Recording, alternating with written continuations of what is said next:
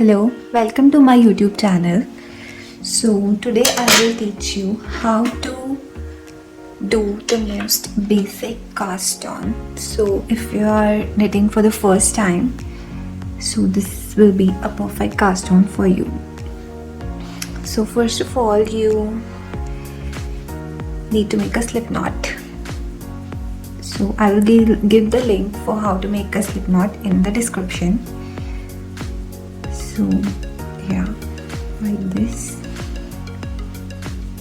You make a slip knot and insert your needle. So now what you have to do is you have to take the running yarn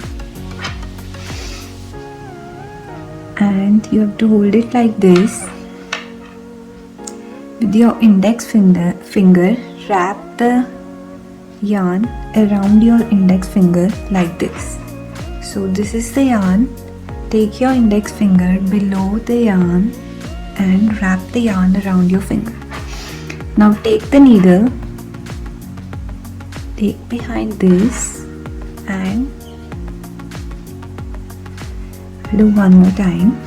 Take your index finger, take it down the yarn, wrap the yarn around your finger, take your needle between the loop and pull out your finger.